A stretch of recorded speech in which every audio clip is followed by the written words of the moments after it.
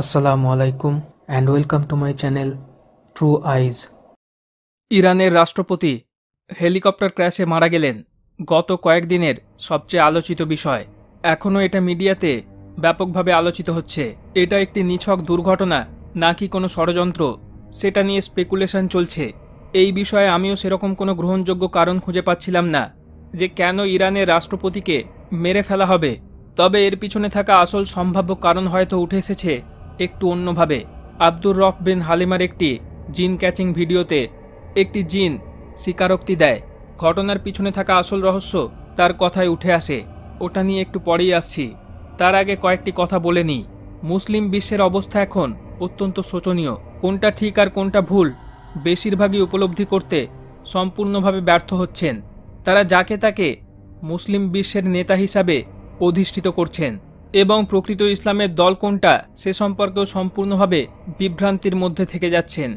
যাদের কাছে কোনো ক্লু নেই যে কে কোন এজেন্ডাতে কাজ করছে। মিডিয়া যেভাবে তাদের নাচাতে চাইছে সেভাবেই তারা নাচছে। অত্যন্ত দুর্ভাগ্যজনক। তাদের হার্ট প্রকৃত সত্য অ্যাবজর্ব করার ক্ষমতা হারিয়েছে।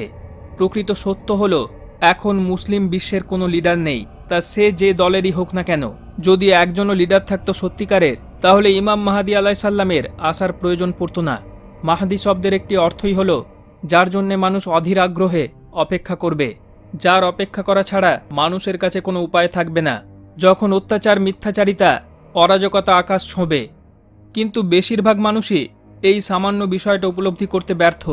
তারা যাকে হোক একজনকে লিডার হিসেবে দেখতে চায় বা জোরজবস্তি হলেও লিডার বানিয়ে দিতে চায় যাকে তারা পছন্দ করে, বা কোনো একটি দলকে কালো পতাকাধারী বলে মানসিক শান্তি পেতে চায়।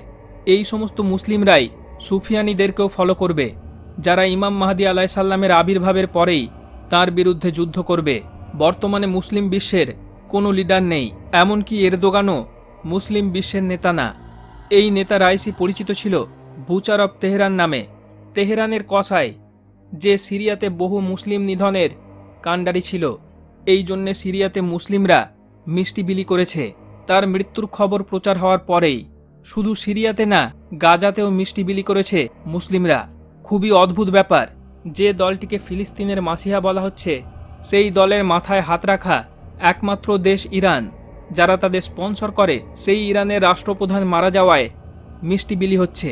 তাহলে কি গাজাবাসীরা নিজেদের ভালো চায় না, নিজেরাই নিজেদের ক্ষতি করতে চাইছে, নাকি তারা ভালোভাবেই জানে কে কি করছে?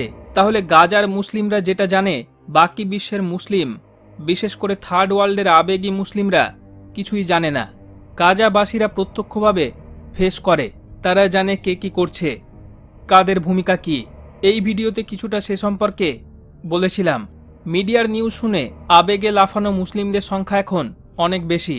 তারা গ্রাউন্ড রিয়ালিটি সম্পর্কে কিছুই ধারণা রাখে না।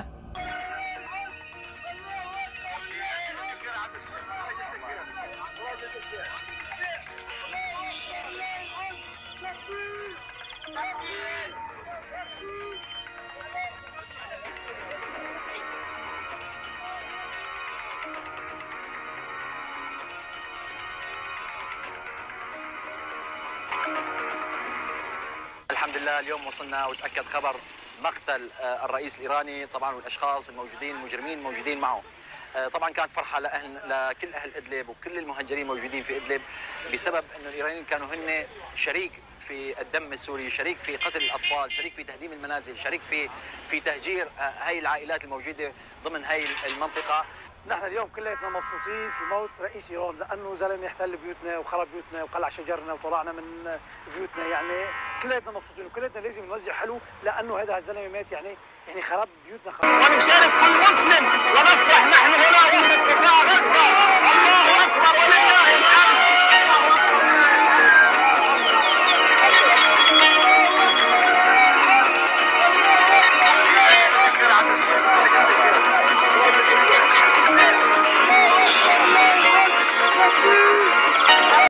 ইরান আজ পর্যন্ত ইসরায়েলের কোনো ক্ষতি করেনি। 1979 সালের আগে ইরানের প্রকাশ্য বন্ধু ছিল ইসরায়েল। 1979 সালে ইসলামিক রিপাবলিক অফ ইরান প্রতিষ্ঠা হওয়ার পর থেকে ইরান ইসরায়েলের সাথে লোক দেখানো প্রক্সি ওয়ারে লিপ্ত আছে। আপনি দেখান ইরান ইসরায়েলের কখন কোনো বড়সড় ক্ষতি করেছে। বড় সড়ো ছাড়ুন, ছোটোখাটো কী ক্ষতি করেছে সেটাই দেখান। ইউএন এজেন্ডা 2030-তে সবচেয়ে ভালো পারফরমেন্স যেসব কান্ট্রি করেছে তার মধ্যে একদম প্রথমের দিকে আছে ইরান। দাজ্জালের এজেন্ডা এরাই সবচেয়ে ভালোভাবে বাস্তবায়িত করছে। এরপরেও মানুষ ইরানকে মুসলিম বিশ্বের মাসিহা হিসাবে দেখছে। এর থেকে বড় দুর্ভাগ্যজনক ব্যাপার কি হতে পারে? এবার আসুন দেখি এই ঘটনার পিছনে আসল কারণ কি ছিল। Convertir. Qu'est-ce qui s'est passé? Lyon. Le président iranien. Ah, le président iranien. Il est mort. L'accident a été provoqué par... Les djinns musulmans? Non. Les djinns mécréants. Pourquoi? Déclencher une guerre dans cette zone-là. Ah, pour accuser Israël d'avoir fait l'accident? Il a une main dedans. Israël a participé dans cet accident. Mystiquement. Comment? Mystiquement. Ah, par la sorcellerie. Oui. Et vous avez... Et c'est une réponse à l'attaque du consulat. Oui, bon. Vous avez compris? Oui, oui, oui. Donc vous avez voulu avec ça. Quand ils ont essayé de récupérer, il y a eu une guerre intense entre les musulmans et nous avant qu'on se convertit. C'est pour ça ils n'ont pas pu voir les avions, les hélicoptères, ils n'ont pas pu intervenir. Donc parce que c'était une guerre entre les djinns, les humains n'ont pas pu... Ils n'étaient pas encore morts. Ils n'étaient pas encore morts, mais ils n'ont pas pu intervenir jusqu'à ce qu'il est mort. Et tout ça, c'était pour créer la guerre entre Iran et Israël. Pas l'Iran et Israël. Comment? L'Iran et l'Azerbaïdjan. Entre l'Iran et l'Azerbaïdjan. D'accord. Allah nous préserve. এখানে বলা হচ্ছে bad জিনরা এই ঘটনা ঘটিয়েছে। তাদের উদ্দেশ্য ছিল ওই অঞ্চলে যাতে ইরান ও আজারবাইজানের মধ্যে লড়াই হয়। ব্যাড জায়ান্ট জিনদের কাজই হলো সর্বত্র অরাজকতা তৈরি করে রাখা, আর সেই কাজে বাধা দিতে যায় মুসলিম জিনরা। এখানে ইসরায়েলের কথা উঠে আসে, যারা পরোক্ষভাবে মিস্টিক্যালি এই ঘটনাটি ঘটানোর পিছনে ছিল। তারা ম্যাজিকের মাধ্যমে ব্যাড জিনদের ওই কাজে পাঠায়। এখন ইরান এবং আজারবাইজানের এই বিষয়টা নিয়ে কিছু আর্টিকেলও পাবলিশ হয়েছে। ইরান ও আজারবাইজানের মধ্যে সম্পর্ক ভালো হচ্ছিল। ইরানের প্রেসিডেন্ট আজারবাইজানের বর্ডারের কাছে একটি ড্যাম উদ্বোধন করতে যাচ্ছিলেন, যাতে নাকি দুই দেশের মধ্যে সম্পর্ক আরও ভালো হতো, এবং আরও কিছু ভবিষ্যৎ পরিকল্পনা নিয়ে গুরুত্বপূর্ণ ঘোষণা দেওয়ার কথা ছিল। কিন্তু এই ঘটনাটি ঘটার ফলে সেই বিষয়গুলো পিছিয়ে গেল।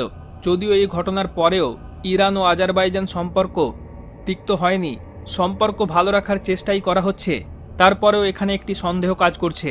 যেখানে এই দুর্ঘটনাটি ঘটে সেই জায়গাটির নিয়ন্ত্রণ আজারবাইজান ইসরায়েলের কাছে দিয়ে রেখেছে। তারা ওখানে ফ্রিলি অপারেট করে। ইসরায়েল আজারবাইজান সম্পর্ক 7ই অক্টোবরের সময় থেকেই অন্যদিকে মোড় নিয়েছে।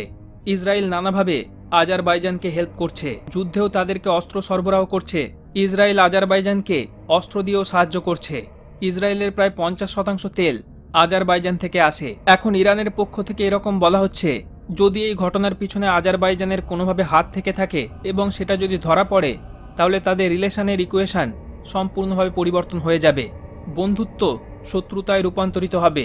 তাহলে চীনের স্বীকারোক্তির সাথে বিষয়টির অনেকটাই লিঙ্কও করা যাচ্ছে। এই রকম জিন ক্যাচিং ভিডিওগুলোর মাধ্যমে তিনি অনেক গোপন বিষয় আমাদের সামনে তুলে ধরছেন। মাত্র কিছু সময় আগে রোমানিয়ার প্রেসিডেন্টের সম্পর্কে কিছু অত্যন্ত গোপন বিষয় জিন ক্যাচিং ভিডিওর মাধ্যমে তিনি তুলে ধরেছিলেন, আর সেই কারণে তাকে এবং তার স্ত্রীকে এয়ারপোর্টে আটকে রাখা হয়েছিল এবং পরে তাকে জেলেও দেওয়া হয়েছিল। এই সব ঘটনাগুলোই প্রমাণ করে তার এই সব ভিডিওগুলো কতটা গ্রহণযোগ্য। তাদের এখন এজেন্ডাই হলো মিডল ইস্টকে উত্তপ্ত করে রাখা, যে সম্পর্কে আমি আগেই বলেছি। তারা এখন আব্রাহাম অ্যাকর্ডে সৌদিকে সাইন করাতে চাইছে। মাত্র কয়েকদিন আগের কথা, তারা এই বিষয়টিকে ফাইনালাইজ করে ফেলেছে।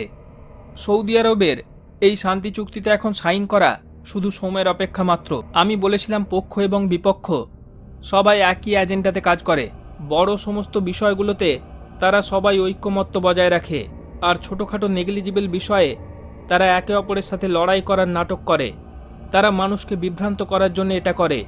রিপাবলিকান ডেমোক্র্যাটস সবাই একই উদ্দেশ্যে কাজ করে। ডোনাল্ড ট্রাম্প এনেছিলেন আব্রাহাম অ্যাকর্ড, এখন বাইডেন উদ্যোগ নিচ্ছেন সৌদি আরবকে এই চুক্তিতে সাইন করানোর জন্যে। এই পিস ট্রিটি বা শান্তি চুক্তি নামই হবে শান্তি চুক্তি, আর কাজ হবে সম্পূর্ণ বিপরীত। সৌদি আরব সাইন করার পরেই মিডল ইস্ট আরও উত্তপ্ত হবে। তৃতীয় বিশ্বযুদ্ধ সম্পূর্ণভাবে শুরু হতে পারে তারপরেই। ইরানের বিরুদ্ধে কেউ কিছু বললে ইরানের সমর্থকরা প্রথমেই বলে আরব বিশ্ব কি করছে, তাদের ভূমিকা কি, তাদের থেকে তো ইরান ভালো কাজ করছে। আরব বিশ্ব কি করছে সে সম্পর্কে আমি অলরেডি ভিডিও দিয়েছি।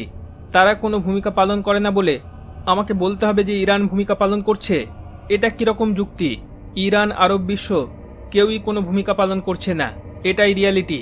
7ই অক্টোবরের পর থেকে এখন পর্যন্ত অফিসিয়াল হিসাব অনুযায়ী 35,000-এরও বেশি ফিলিস্তিনের মুসলিমদের নিধন করা হয়েছে। তার এগেনস্টে ইসরায়েলের কি ক্ষতি হয়েছে সেটা না বলাই ভালো, হাস্যকর পর্যায়ে চলে যাবে। আজ পর্যন্ত বারংবার সেই একই জিনিস একই ছকে ঘটানো হচ্ছে। ফিলিস্তিনের তথাকথিত ওই মাসিহা দলটি এখন ইউএন কোর্টের উপর ডিপেন্ড করছে। ইউএন কোর্টকে আর্জি জানাচ্ছে ইসরায়েলের বিরুদ্ধে ব্যবস্থা নেওয়ার, ইসরায়েলকে যাতে তারা প্রতিহত করে। এর থেকে হাস্যকর জিনিস আর কি হতে পারে? ইসরায়েলেরই একটি দামি ইউনিট হলো ইউএন, তাদের থেকেই আবার সুবিচার চাইছে। তাদের কাছ থেকে ভালো কিছু আশা করা আর ইবলিশের কাছ থেকে ভালো কিছু আশা করা একই ব্যাপার। এগুলোর মাধ্যমেই প্রমাণ হয় যে তারা নাটক মঞ্চস্থ করছে, মানুষ টের পাচ্ছে না।